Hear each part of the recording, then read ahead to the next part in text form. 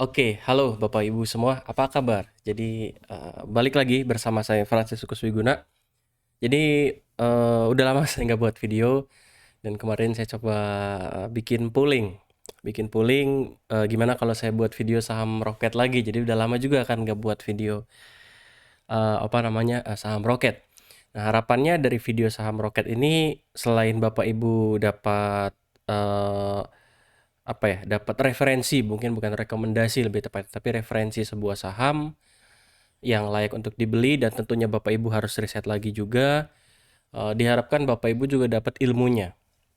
Di mana nanti saya akan kasih alasan kenapa saya pilih saham ini gitu kan.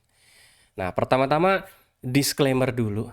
Jadi mungkin ini disclaimer yang agak berbeda dari disclaimer-disclaimer yang lain. Kalau disclaimer yang lain itu kan selalu bilang ini bukan merupakan rekomendasi, bukan merupakan rekomendasi. Tapi giliran untung, oh itu karena rekomendasi saya gitu kan. Nah, jadi saya mau pertegas di sini bahwa materi ini yang merupakan rekomendasi yang bersamaan dengan edukasi. Kenapa? Karena ketika kita analisa sebuah saham, ketika kita membedah sebuah saham, itu akan menimbulkan satu kesimpulan. Dan kesimpulan itu pasti sebuah rekomendasi, beli atau jual, gitu kan. Nah, jadi agak kurang pas kalau ada orang bahas saham, fundamental, teknikal, bandarmologi, dan lain-lain, tapi dia bilang disclaimer ini bukan rekomendasi. Padahal apa yang dia analisa menyimpulkan sesuatu gitu kan, seperti itu. Tapi tetap karena ini sifatnya adalah rekomendasi yang sifatnya referensi, Bapak Ibu diharapkan ya sebagai investor dapat memahami risiko yang timbul dalam bertransaksi efek terutama saham. Ya, kita sama-sama tahu jari pencet masing-masing ya rugi untung terima masing-masing gitu kan.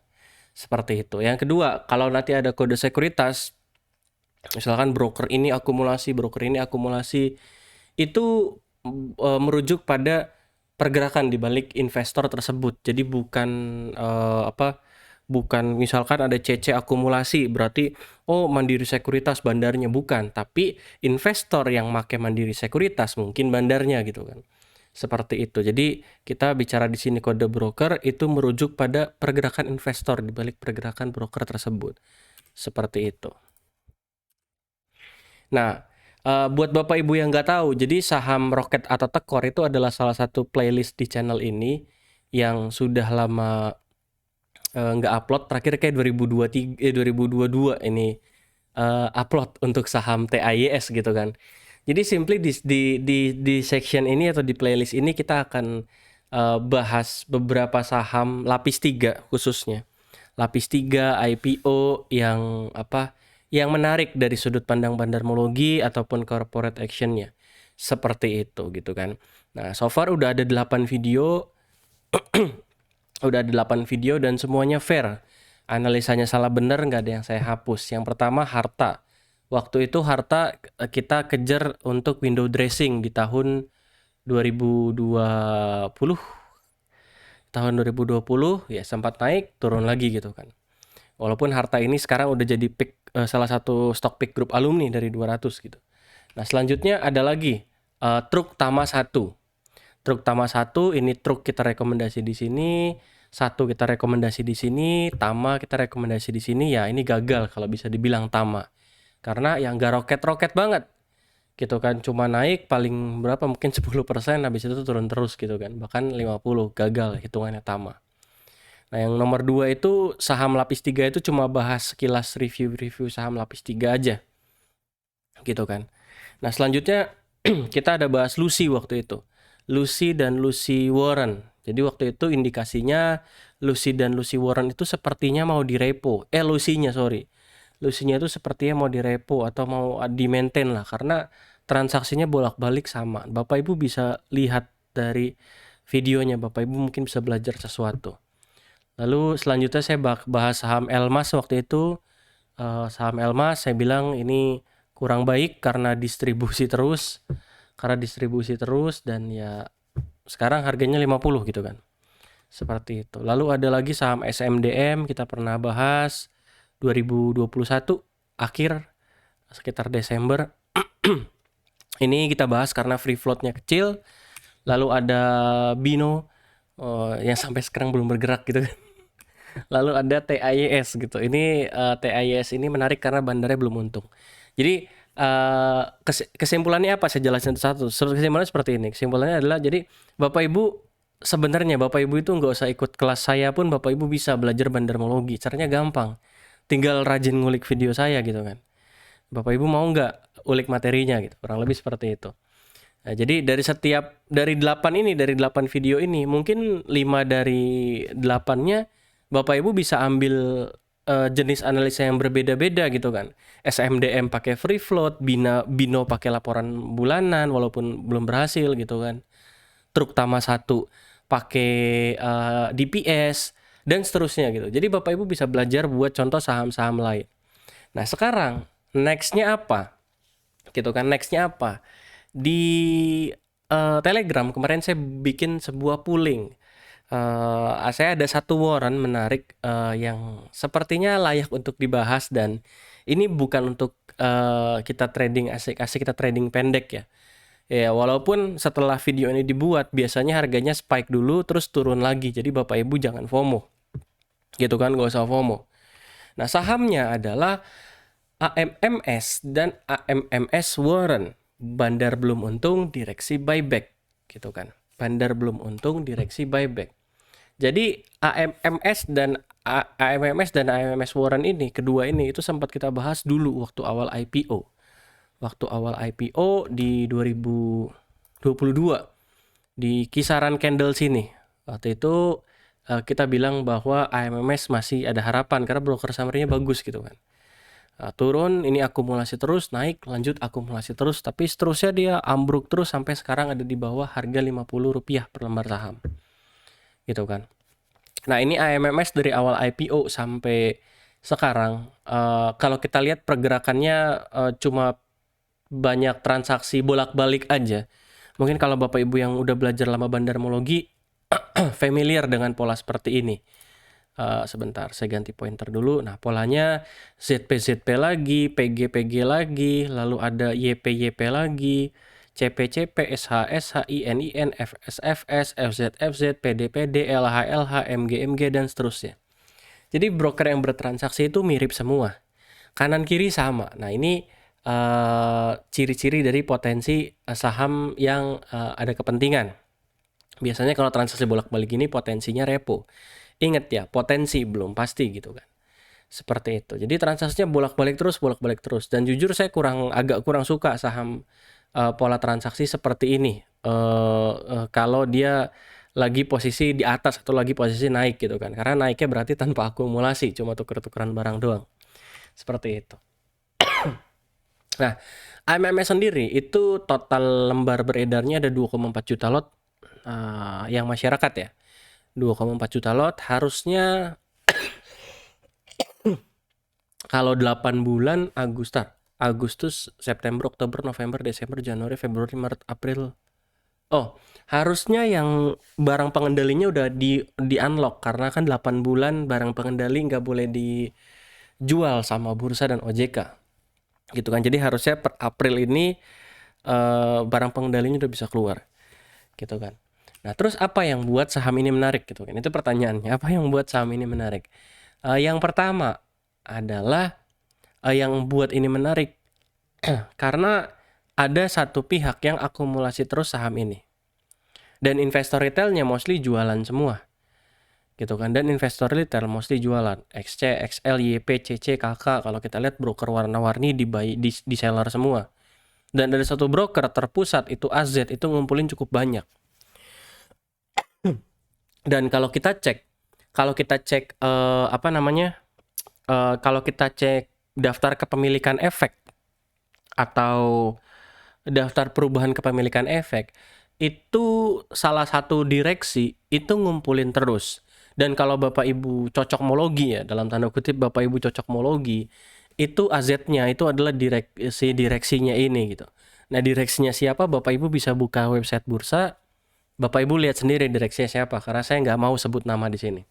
Seperti itu. Jadi direksinya ngumpulin saham AEMS ini. Mungkin sekarang average-nya ada di harga 4445 kurang lebih. Gitu kan. Nah, Tapi Pak, ini kan akselerasi gitu. Bener, saya juga sebenarnya agak ngeri-ngeri sedap sama akselerasi gitu. Tapi yang membuat saya cukup pede ngerekomendasi ke retail. Jadi akselerasi itu kan biasa dipandang buruk. Ya, karena mostly memang rata-rata isinya saham-saham yang udah naik tinggi, turun terus diem di harga 20, 30 gitu kan. Nah, tapi kenapa saya berani bilang bahwa saham ini menarik? Yang pertama tadi karena akumulasi, dan yang kedua adalah saya bukan tipe orang yang ekstremis sama satu ajaran. Jadi walaupun saya ada kelas bandarmologi, metode utama bandarmologi, tapi saya tidak anti fundamental. Karena fundamental berguna bagi saya. Begitupun teknikal saya pakai gitu kan. Nah, salah satu salah satu hal yang saya lihat di fundamental itu seberapa besar utang dia. Gitu kan. Kalau kita lihat ini si AMMS di 2022, bahkan dari 2021 sekarang udah 2022 laporan keuangan udah keluar. Itu utangnya cuma 1,4 miliar. Dan kalau kita lihat utang ini bukan utang bank kalau saya nggak salah. Saya kemarin sempat lihat bukan utang bank. Tapi utang apa gitu saya lupa. Utang pajak, kalau ada utang pajak ada apa. Tapi cek aja, saya agak lupa. Jadi dari total aset dia 70 miliar. Bahkan dia punya cash 25 miliar. 20 miliarnya dia taruh di bank Mandiri, di deposito gitu kan. Ini sangat ya sangat aman gitu. Dari sisi perusahaan nggak mungkin di PKPU gitu. Dari sisi perusahaan nggak mungkin di PKPU. Equity-nya juga masih positif, masih bertumbuh gitu kan. Setidaknya dari tahun 2021 2022 ini. Nah, ini dia cash-nya banyak kan karena duit hasil IPO gitu kan. Jadi kalau saya lihat ini perusahaan nggak ada risiko yang aneh-aneh, khususnya dipilotkan atau PKPU atau segala macam gitu kan. Kan banyak perusahaan-perusahaan yang utangnya besar, terutama short term debt-nya besar, itu ujung-ujungnya nggak bisa bayar, PKPU gitu kan. Itu kan bahaya ya, bukan bahaya tapi lebih ke kurang menarik. Seperti itu, kurang menarik. Nah, ini AMMS menarik. Seperti itu. Jadi sesimpel itu alasannya. Bandarnya belum untung, mulai diakumulasi lagi, bahkan sama direksinya. Yang ketiga ya ini, debt free dan cash rich. Sekarang cashnya ada 25 miliar. Market cap cuma 60 miliar sekarang. Gitu kan. Atau ya hampir 50%. Perusahaan punya duitnya nih. Perusahaan punya duit cash. Perusahaan punya duit cash di mana ya itu setengahnya nilai market cap. Ini bagus PBV, saya nggak lihat PBV dan lain-lain lah. Cuma ya ini so far oke. Gitu kan. Nah, pertanyaannya adalah gimana warrantnya? Nah, warrantnya itu masih jadi warrantnya itu total warrant itu ada 3,3 juta lot kurang lebih. 3,3 juta lot dan belum keluar semua karena di market mungkin baru keluar sekitar 1 juta lot, 600 tambah 474 tambah 127 ya kurang lebih 1,3 lah. 1,3 dari 3,3 juta lot artinya 2 juta lot masih mereka hold. 2 juta lot masih di hold oleh mungkin oleh market makernya, mungkin oleh bandarnya. Tapi ini hitungan kasar. Gitu kan. Jadi walaupun warrantnya di retail semua tapi mostly walaupun warrantnya itu tersebar di retail, tapi yang tersebar di retail itu sedikit. Gitu kan, yang tersebar di retail sedikit dan ya warrantnya bandarnya masih punya barang gitu kan. Bandarnya masih punya barang. Dan ini adalah grafik AMMS AMMS warrant. Gitu kan, ini grafiknya. Kita lihat kanan kiri ya mix lah. Retailnya ada yang beli, ada yang jual. Jadi warrantnya ya kita nggak bisa ambil kesimpulan apa-apa karena akum juga enggak, distribusi juga enggak. Ya wajar warrant seperti ini. Tapi ya warrantnya masih menarik karena warrantnya masih banyak yang belum keluar. Bisa nggak Pak warrantnya tiba-tiba diguyur ke 5? Ya bisa aja gitu. Kalau bandarnya mau main cepat, mau main exit cepat, ya dia nggak peduli jual di harga berapapun, siram aja ke bawah gitu. Ya bisa aja. Itu risikonya warrant kan. Seperti itu. Nah, itu. Jadi sahamnya ada AMMS dan AMMS warrant. Nah, pasti yang terbenak di pikiran beberapa di pikiran Bapak Ibu adalah, atau mungkin yang followers baru saya. Kalau followers lama mungkin udah tahu. Tapi kalau followers baru itu pasti punya pikiran seperti ini. Pasti pom-pom. Gitu kan, pasti pom-pom. Ini saya kasih tahu ke Bapak Ibu. Di market, semua influencer, semua edukator, ketika mereka mention saham sesuatu, pilihannya ada dua Bapak Ibu. Satu, mereka broadcast untuk mereka jualan. Atau dua, mereka broadcast bukan untuk jualan, tapi untuk masuk bareng-bareng. Nah, tinggal Bapak Ibu mau pilih yang mana gitu kan. Tinggal Bapak Ibu mau pilih yang mana gitu. Waktu itu di Instagram, saya pernah di komen, wah, Pak Frans bahas saham ini, pasti udah beli duluan. Lah ya iya, saya yang nemuin sahamnya, saya beli duluan gitu kan. Kan logiknya seperti itu, ada saham bagus, saya temuin, beli duluan baru broadcast. Tapi yang beda adalah saya bukan broadcast buat saya jualan gitu kan. Nah, sama halnya di AMMS. AMMS itu baru direkomendasi ke alumni itu tanggal 29 Maret. Baru 29 Maret jam 12.11 AM. AM berarti jam 00.11 subuh gitu. Ini saya baru riset subuh ke alumni. Jadi kalau mau kita tarik candle, sebenarnya alumni baru dapat di sini. Di publik saya bahas di sini gitu kan. Di publik saya bahas di sini. Kenapa? Saya udah minta izin juga ke alumni gitu kan. Saya bahas aja karena ya buat long aja, buat jangka panjang aja, biarin yang nggak sabaran ya keluar sendiri gitu. Dan saya buat buat bahasan di YouTube juga. Jadi kalau dibilang mau pom-pom untuk saya jualan atau untuk alumni jualan, ya enggak juga seperti itu. Atau mungkin ada pikiran lagi, wah pasti karena turun baru dibahas ke publik biar naik lagi. Ya itu pilihan masing-masing Bapak Ibu, pikirannya mau seperti apa. At least Bapak Ibu bisa ambil ilmunya kenapa saya rekomendasiin AEMS dan AMMS Warren ini gitu, seperti itu. Nah, ada satu orang yang tanya ke saya. Dia tahu saya pegang saham, saya beli saham AMMS. Dia bilang, kok Bapak rela kasih sahamnya ke publik, harganya juga belum tinggi-tinggi amat. Ya, saya bilang, karena saya bukan tipe orang yang broadcast untuk jualan. Tapi saya broadcast ya karena saya bilang sahamnya bagus dan saya udah beli, makanya saya bilang ke orang atau broadcast ke orang gitu kan. Itu beda gitu. Seperti itu, biar nanti yang sabar yang untung. Seperti itu. Terus ada dia komen lagi, bukan jual Pak, tapi kok baik banget kalau udah naik 30% dari average Bapak wajar, ini baru 10%. Nah, kenapa saya share? Bahkan belum 10% kalau buat alumni ya. Kenapa saya share? Dan berkat ini maksudnya apa? Ya berkat ini simply adalah kalau orang bisa untung dari rekomendasi AMMS saya, siapa tahu orangnya jadi ikut kelas saya. Gitu kan. Kalau orangnya untung dari rekomendasi saham saya mungkin selain AMMS dan orang itu ngedoain saya yang baik-baik, sehat dan segala macam, mungkin saya jadi lebih sehat. Gitu kan. Jadi nggak harus kita broadcast makan orang seperti itu. Jadi itu Bapak Ibu. Itu pembahasan tentang AMMS. So AMMS gimana? Ya seperti di awal, sebuah riset pasti ada kesimpulan. Kesimpulan saya AMMS menarik. Silakan analisa lagi.